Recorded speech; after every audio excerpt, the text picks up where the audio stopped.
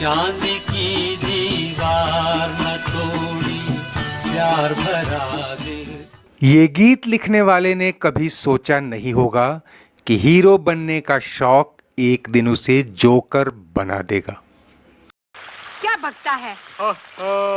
उसने भी यही कहा था कि तुम यकीन नहीं करोगी। रेलवे की मामूली नौकरी छोड़ फिल्मों में भाग्य आजमाने आए इस युवक से किसी ने रोल के बदले गीत लिखवाए तो किसी ने गीत के बदले रोल दे दिया। निर्धन का दामन छोड़ दिया, चांदी की। नामी गिरामी गीतकारों के दौर में उसकी सीधी सादी कलमकारी को किसी ने डस्टबिन में डाला तो किसी ने शक्ल सूरत पर तंज कसे। तुम्हें याद होगा कभी हम मिले थे।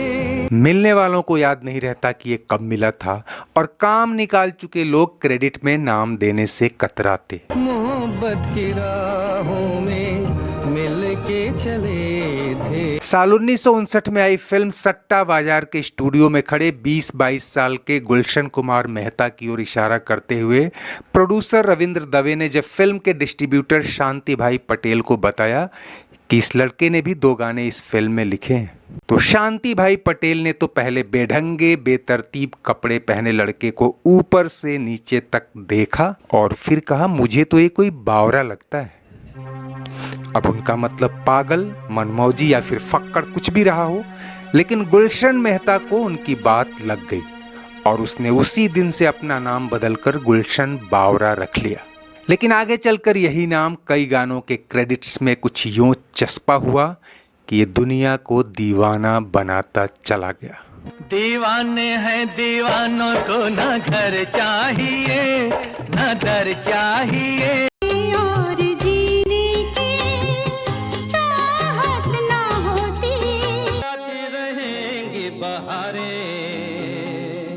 जाती रहेंगी बहारें, एक मैं और एक तू, दोनों मिले इस तरह। वैसे तो गुलशन बावरा ने दूसरे गीतकारों के मुकाबले बहुत कम गीत लिखे हैं, लेकिन बहुत कम लोग जानते हैं कि बचपन में हीरो बनने का सपना देखने वाले जिस लड़के को कभी ढंग का एक रोल भी नसीब नहीं हुआ, उसके एक गीत ने उसे नेशनल हीरो बना दिया।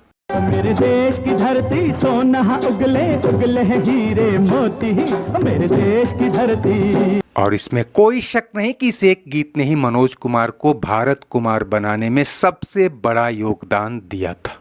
मेरे देश की धरती, मेरे देश की धरती। और हाँ दोस्तों, इस गुलशन में सबसे बड़ी बहार तो तब आई जब इसके हिस्से भी एक सुपरस्टार पैदा करने का थोड़ा बहुत श्रेय आ गया। अमिताभ बच्चन को नाकामी के भंवर से निकालने वाली फिल्म जंजीर के गीत भी गुलशन बावरा ने ही लिखे थे।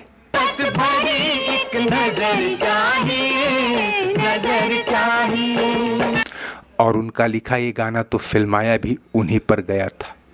और इससे जुड़ा एक दिलचस्प किस्सा फिल्मी इतिहास के सुनहरे पन्नों में दर्ज है।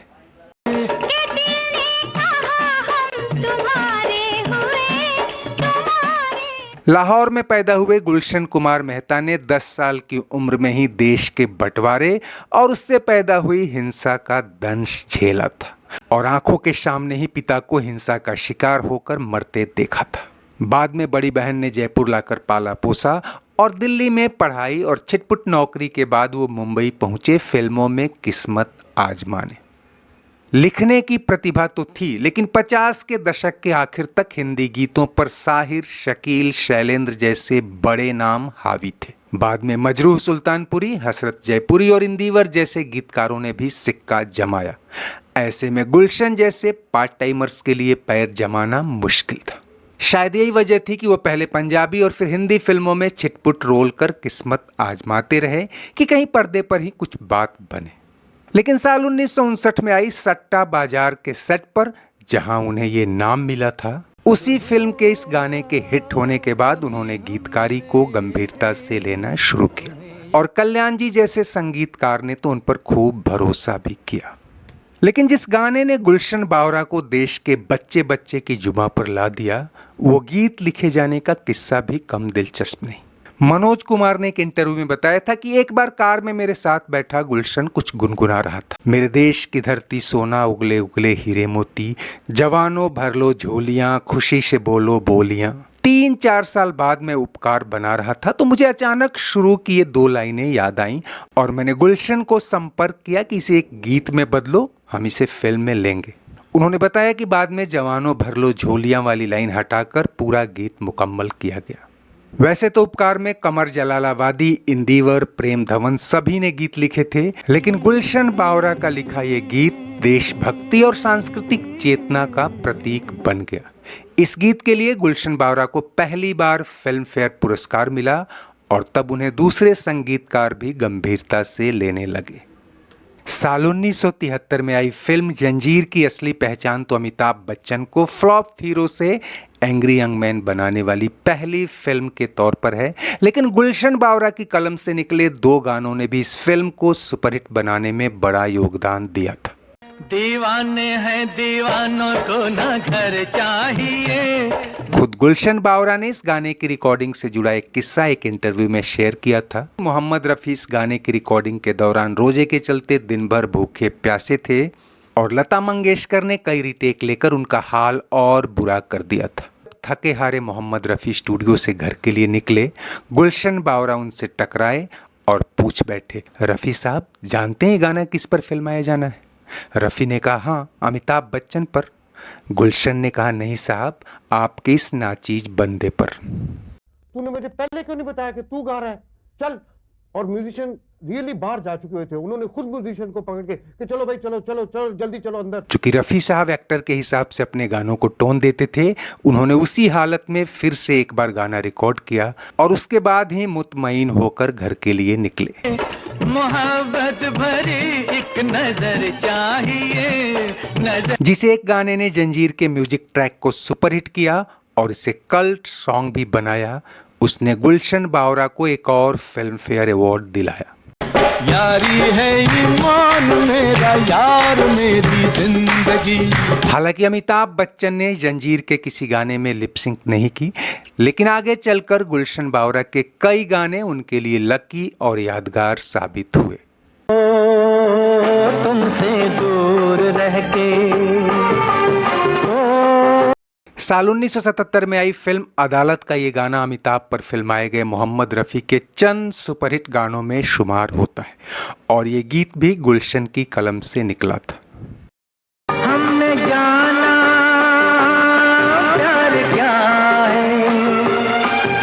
इस गाने ने अमिताभ बच्चन की एंग्री यंग मैन की छवि में लवर बॉय का तड़का लगाने का भी काम किया और आगे तो गुलशन बावरा के कई और गीतों पर अमिताभ बच्चन ने अदाकारी की। रहेंगे बहारे प्यार तुम्हें इस मोड़ पे ले आया। गुलशन बावरा ने अपने दौर के किसी भी गीतकार के मुकाबले बहुत कम गाने लिखे। हैरानी होती है कि करीब 4 दशक तक फिल्मी दुनिया से जुड़े रहने के बावजूद गुलशन ने लगभग 240 गीत ही लिखे।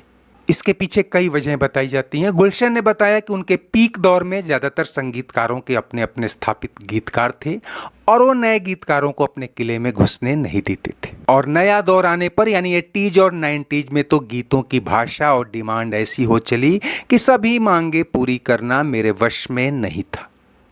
तेरी बदमाशियां और मेरी कमजोरियां। हालांकि गुलशन ने लिरिक्स राइटिंग के पैरेलल फिल्मों में छिटपुट कॉमेडी और कैरेक्टर रोल करना भी जारी रखा, जो 1996 तक चला। जबकि उनके चाहने वाले मानते हैं कि अगर उन्होंने खुद को एक्टिंग के बजाय सिर्फ गीतों तक सीमित रखा होता तो शायद हमें कुछ और बेहतरीन नगमे सुनने को मिल जाते। खैर 7 अगस्त 2009 को दुनिया से विदा होने वाले गुलशन बावरा ने अपने पीछे इतने गीत तो छोड़ ही दिए हैं कि दुनिया उन्हें लंबे समय तक याद रखेगी। दीवार न तोड़ी, प्यार भरा दिल तोड़ दिया। यारी है ईमान मेरा यार मेरी जिंदगी।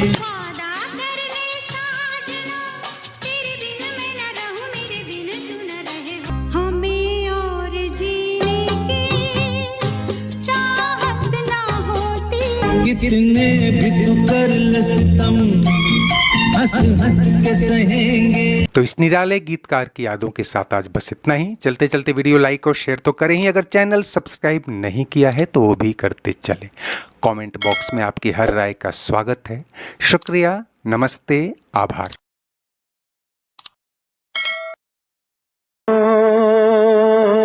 तुमसे दूर रह के